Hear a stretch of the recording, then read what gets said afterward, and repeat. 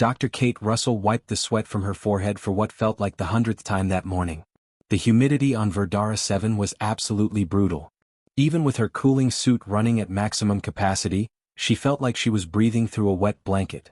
The alien jungle pressed in from all sides, thick vines hanging like curtains and strange plants releasing spores that glittered in the filtered sunlight. "We shouldn't be here, Doctor," Vex chittered nervously behind her. The Crick science officer's insectoid mandibles kept clicking together, a sure sign he was afraid. "The natives, they say this place is cursed. Very bad. Very dangerous." Kate pushed aside another vine, her boots squelching in the muddy ground. "The natives say a lot of things, Vex," she replied, trying to sound more confident than she felt. Still, her hand drifted down to rest near her sidearm. Just in case. Behind them, the rest of the xenoarchaeological team struggled through the undergrowth. 2 more Crick's workers carried scanning equipment, their compound eyes darting nervously at every shadow. 3 crystalline lumens moved more gracefully, their transparent bodies catching and refracting the dim sunlight into rainbow patterns. And bringing up the rear were 2 native Vidarans, their fur-covered bodies tense and ready to run at the first sign of danger. They had been tracking the anomaly for 3 days now. 3 long, exhausting days of hacking through this prehistoric jungle, camping in makeshift shelters, and listening to the Vidarans tell increasingly frightening stories around the fire. They called it the Dead God's Tomb, a massive structure that their ancestors had feared for over 1,000 cycles. According to legend, anyone who ventured too close never came back. Their bodies were never found. They simply vanished. Kate tried not to think about those stories as she pressed forward. She was a scientist, not some superstitious local. There had to be a logical explanation for everything.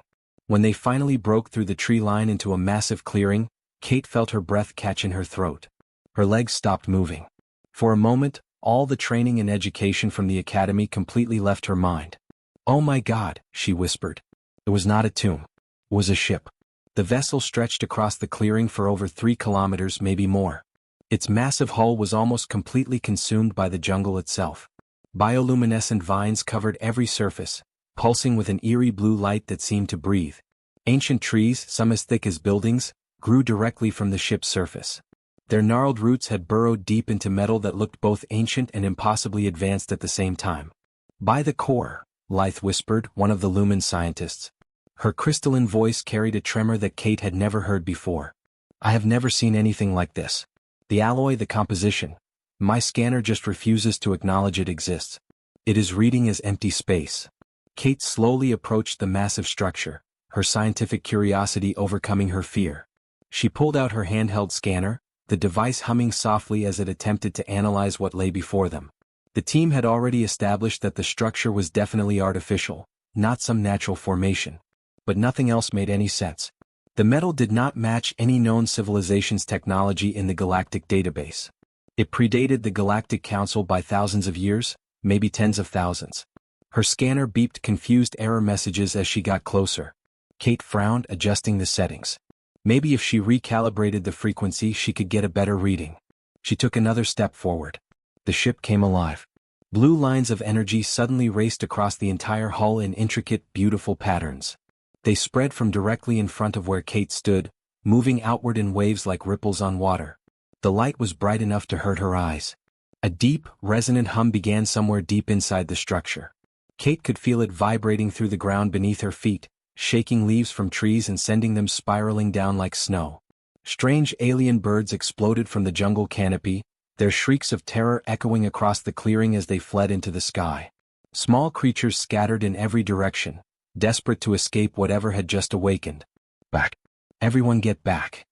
Vex shouted, his voice cracking with panic.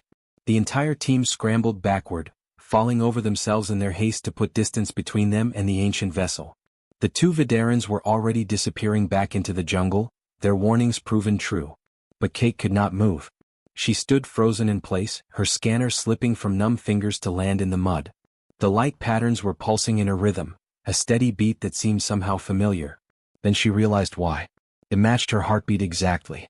The ancient ship, dormant and dead for countless millennia, buried under centuries of jungle growth and forgotten by time itself, had recognized something. As impossible as it seemed, as crazy as it sounded, the vessel had detected her presence. It had recognized her humanity. And now it was waking up. The emergency meeting back at base camp was complete chaos. Equipment scattered everywhere, people shouting over each other, and the smell of fear thick in the air. "We leave. We pack up right now and we leave." Vex was practically screaming, his chittering reaching levels Kate had never heard before. The Crick science officer was pacing back and forth, his multiple legs moving in agitated patterns. The legends were clear. When the tomb wakes, the world ends. We have awakened it. It is not a tomb, Vex. It is a ship, Kate countered, but even as she spoke, her hands would not stop shaking. She gripped the edge of the folding table to steady herself. She had felt something back there when those lights activated.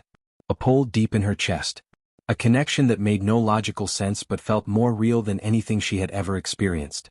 Lythe, the Lumen scientist, projected holographic readouts into the air above the table. The crystalline being's hands moved gracefully, manipulating the data streams. "The energy signatures are completely off every chart in our database," she explained, her voice carrying that strange musical quality all lumens had. "This thing is generating power equivalent to a small star. And the readings show it is still ramping up. We have no idea where the ceiling is." One of the Vidarans, an elder named Toth who had been silent until now, stepped forward. He spoke in his native guttural language, the sounds harsh and ancient. Kate's translator device struggled for a moment before rendering his words. "In the oldest songs it is written clearly. The tomb sleeps until the returned one comes. Then the sky will burn and the world will know fear." Everyone turned to look at Kate.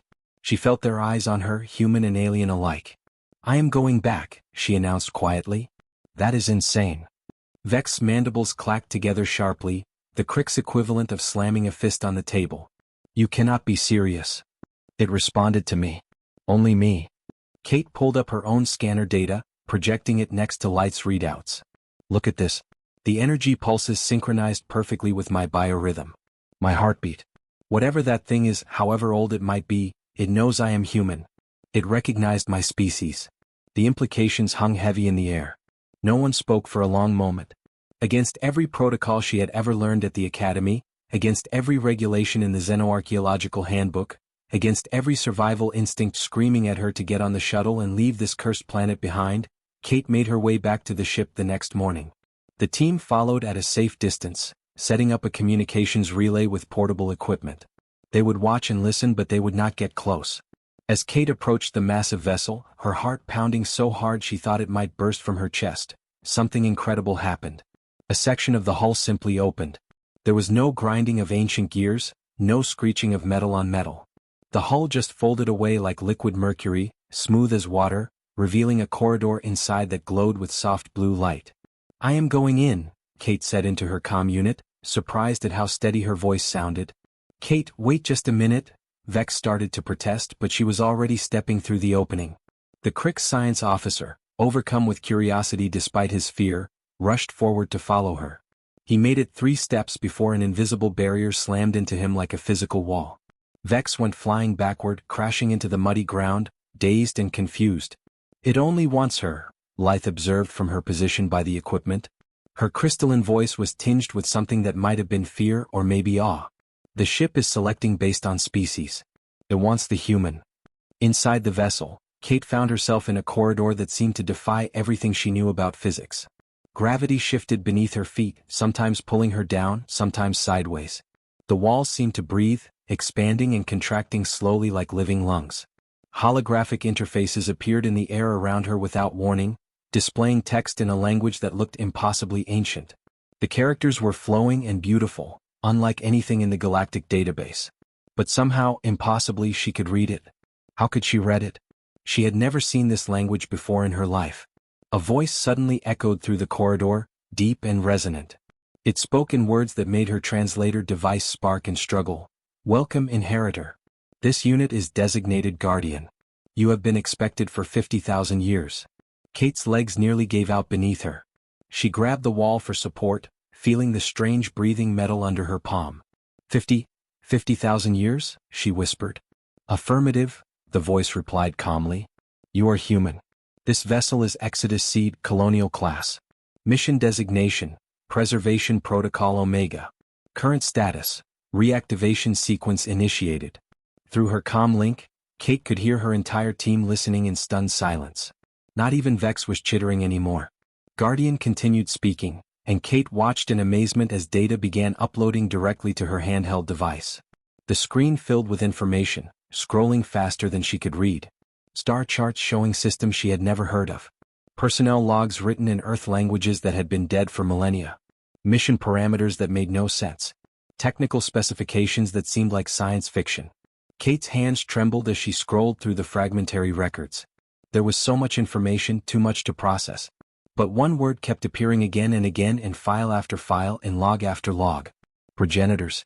The ancient ones. The first civilization. The species that every race in the galaxy believed were myths and legends. And according to this ship, according to Guardian, they had been human. Kate sat in the ship's command center, and her mind struggled to process what she was seeing. The chamber was vast, easily the size of a football field, with a ceiling that seemed to stretch into infinity. Holographic stars wheeled overhead like living things, entire galaxies spinning in beautiful spirals. She could reach out and touch them, her fingers passing through planets and nebulas that felt almost real. Guardian had given her access to files that should have been impossible.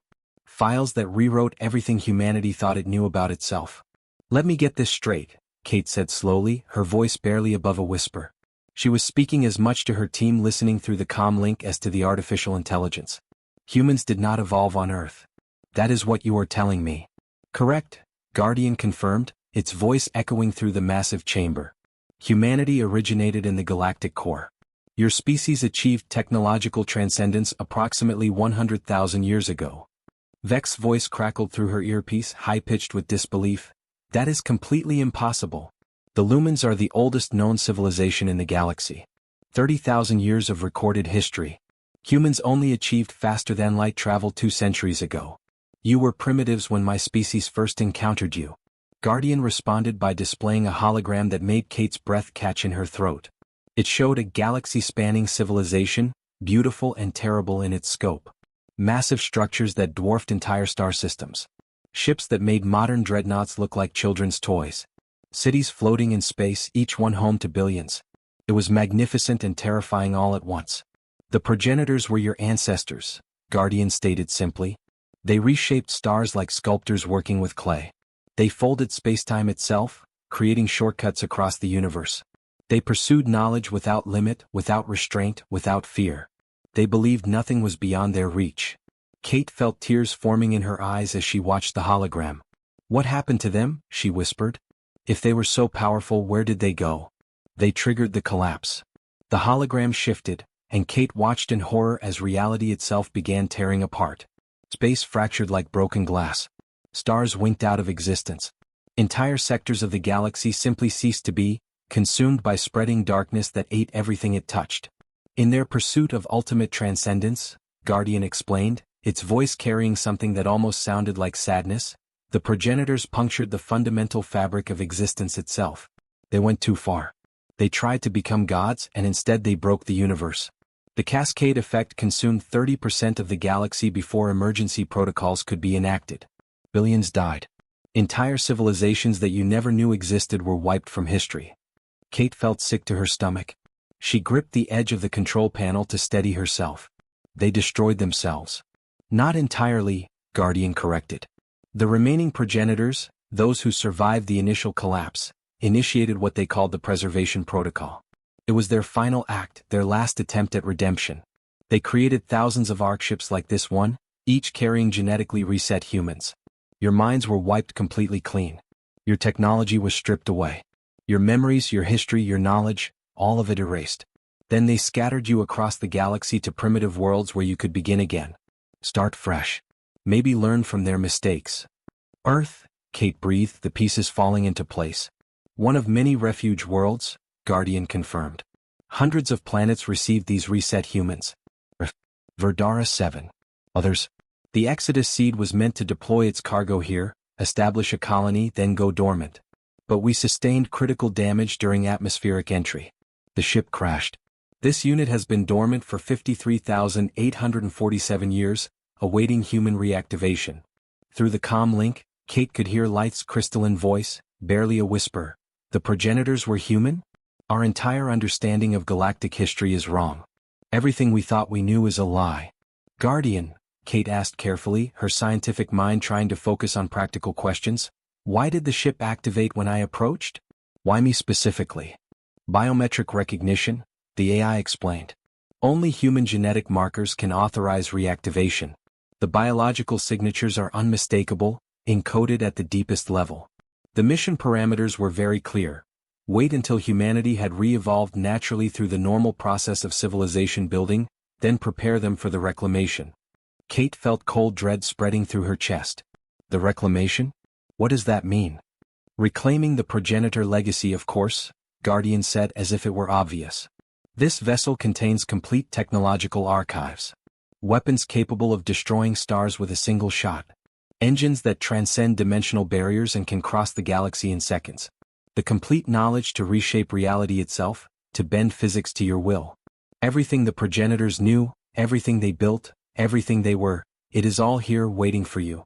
Kate's blood ran cold. Her hands started shaking again.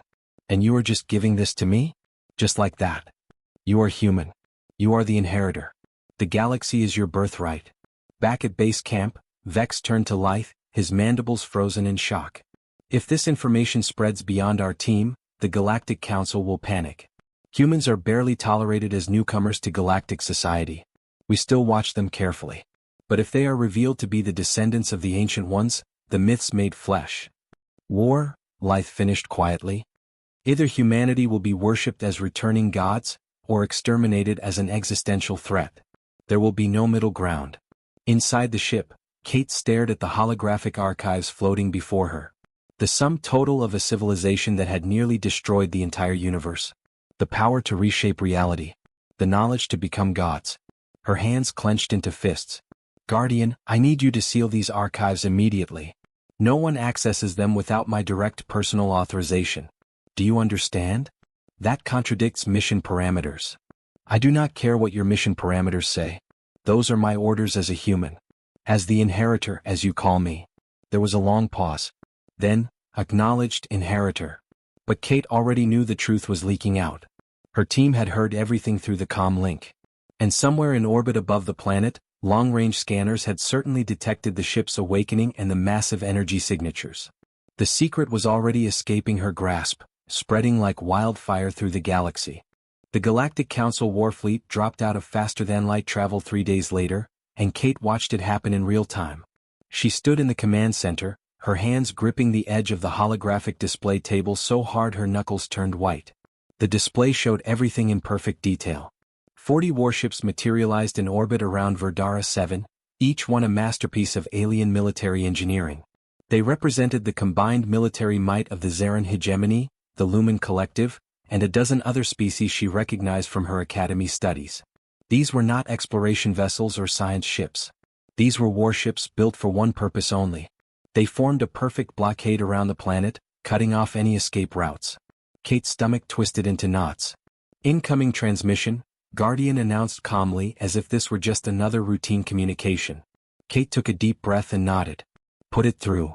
The holographic display shifted, and a reptilian face appeared on screen. Admiral Croth of the Zaran hegemony. Kate had seen pictures of the Zaran before, but seeing one in person was different. His scales were blood red, gleaming under the harsh lighting of his command bridge. His eyes were cold, predatory, without a trace of mercy in them. When he opened his mouth to speak, she could see rows of sharp teeth. Dr. Russell, he hissed, his translator rendering the words in flat, emotionless tones. You will deactivate that vessel immediately and surrender yourself for council custody. Progenitor technology is forbidden under Treaty Omega, Section 7, Paragraph 3. Its very existence threatens galactic stability and the peace we have worked centuries to build. Kate tried to keep her voice steady. Admiral, please, we can talk about this. There has to be a way to. There is nothing to discuss, Croth interrupted, his scales rippling with what might have been anger. We have been monitoring your communications since the vessel first activated. We know what that ship contains. Weapons that could shatter planets like glass. Technology that could destabilize the entire galactic order. You will power down all systems immediately, or we will be forced to take extreme measures. We will sterilize this entire continent to ensure no trace of that abomination remains. You have 1 hour to comply. The transmission cut abruptly, leaving Kate staring at empty air. Her heart was pounding so hard she thought it might burst through her chest.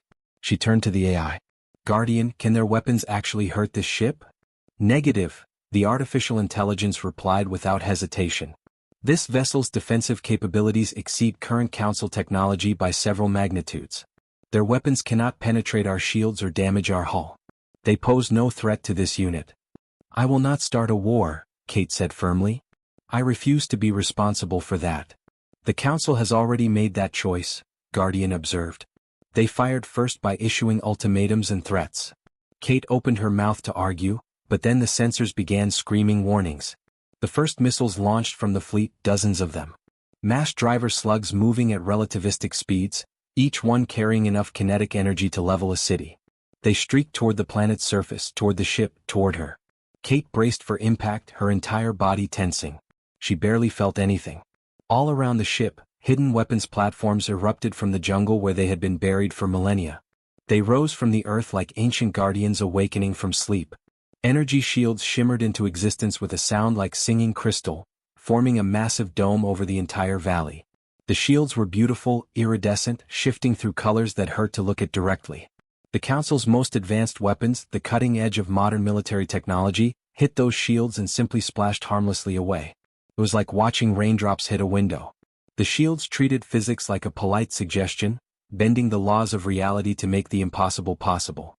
Guardian, cease fire. Kate shouted, terrified the ship would retaliate. Defensive protocols only, Inheritor, the AI assured her. No lethal force has been authorized. This unit will not engage in offensive action without your explicit consent. Kate suddenly understood what that meant. The ship was powerful enough to destroy the entire fleet in seconds. It could wipe them from existence with weapons that made nuclear bombs look like firecrackers. But it would not do so without her permission. The progenitors had built-in safeguards after their civilization fell. They had learned one terrible lesson through their own destruction. Ultimate power must never be unleashed without restraint, without wisdom, without someone to say no. Only a human, humbled by history, reset to primitiveness, forced to relearn wisdom the hard way, could authorize the ship's full capabilities. Admiral Croft's face reappeared on the display, and Kate noticed his scales had gone pale, almost white. His eyes were wide with fear. "What are you?" he whispered. "What have you done?" "I am just an archaeologist," Kate said quietly, fighting to keep her voice calm. "And I do not want anyone to die today. Not your people, not mine, not anyone." "Then surrender the ship," Croft demanded, but his voice had lost its edge. Now he just sounded desperate. Vex's voice crackled through her comm link. "Kate, we have run the numbers. We have analyzed every possible outcome. If you give them the ship, they will destroy it. And they will probably execute you too, to eliminate any connection to progenitor technology. You know too much now." "I know," Kate said softly. "But if you fight them, if you use the ship's weapons, you will prove every fear they have about humans. You will confirm that we are dangerous, that we cannot be trusted with power. Either way, humanity becomes a target. Either way, we lose." Lythe's crystalline voice joined the conversation, musical and thoughtful. "There might be a third option available to us. A path between surrender and conflict. But it requires something no progenitor ever did, something they never even considered." Kate looked up at the holographic stars wheeling overhead. "What is that?" "Trust." Kate stood alone in the command center, her finger hovering over the interface that would change everything. One touch. One decision. That was all it would take to unleash a broadcast to every ship, every planet, every civilization within 100 light-years. Her hand trembled slightly. "Guardian," she said, her voice barely above a whisper, "I am ordering you to transmit the complete progenitor historical archives to every species in this sector. Everything. The full truth about the collapse, the exodus, humanity's true origins, all of it. No edits. No censorship. The raw data." There was a pause. "That violates multiple security protocols, Inheritor. The information is classified at the highest level." Kate took a deep breath. "I do not care what the protocols say. Send it. Now." The AI paused for 3 full seconds. An eternity for a computational intelligence that could process billions of calculations per microsecond. Kate could almost feel it weighing the decision, running through countless scenario simulations. Then finally, transmitted. Admiral Croft's face appeared on screen almost immediately, his scales flushed dark with fury. His teeth were bared and his eyes blazed with rage. "What have you done?" he roared. "You have just violated every treaty, every agreement, every understanding between our species." "I have given you the truth," Kate said calmly, though her heart was racing. No more secrets. No more lies. No more half-truths whispered in dark rooms. Yes, humans are descendants of the progenitors. Yes, this ship could destroy your entire fleet without breaking a sweat. But here is what else I am doing right now. She pulled up a second interface, her fingers moving quickly across the holographic controls. I am sending invitations to representatives from every council species. You are all invited aboard this vessel. We are going to study this technology together as equals. No human superiority. No human dominance. No one species claiming ownership.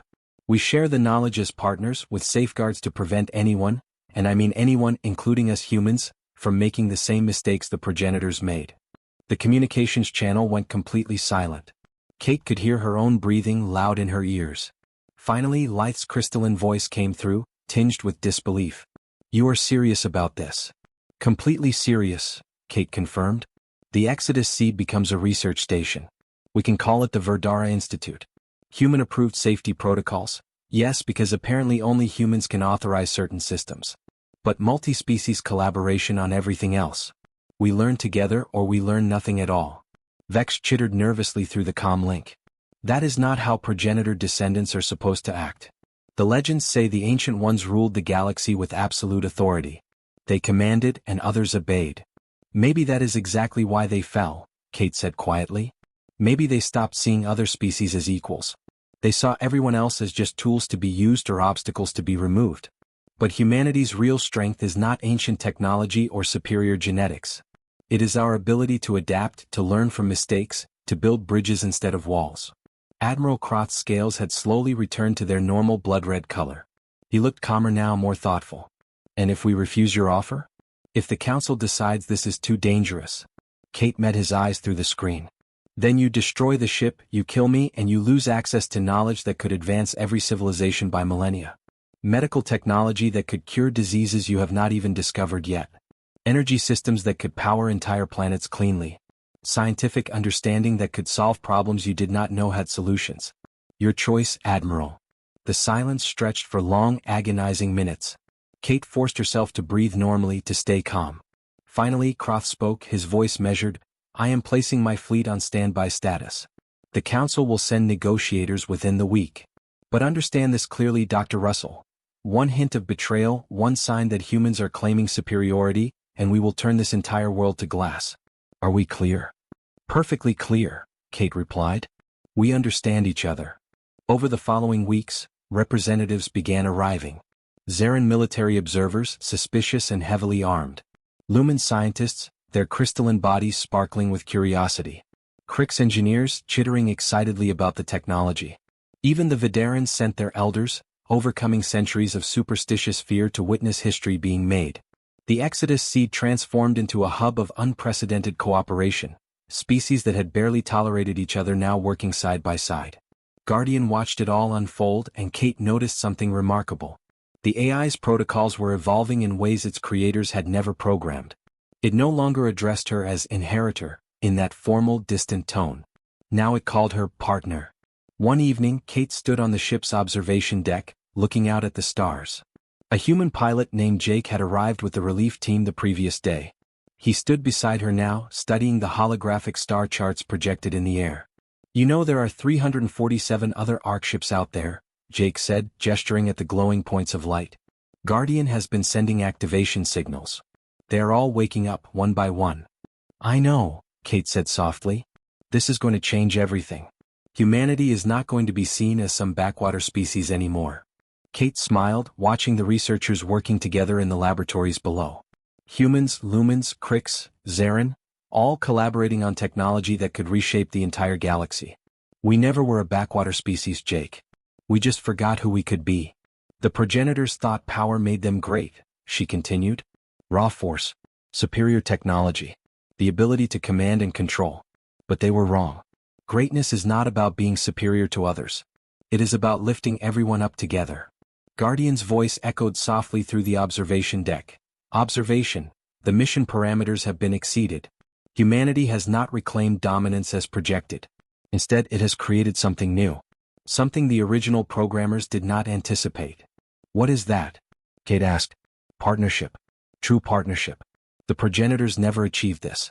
In this respect, you have surpassed your ancestors. Jake grinned. Humanity for the win. Kate laughed, the sound genuine and warm. Somewhere out in the galactic darkness, 347 ancient ships continued their awakening sequence. But they would not awaken as weapons of conquest or tools of domination. They would become bridges between the ancient past and a shared future, monuments to cooperation instead of control. The real journey was just beginning.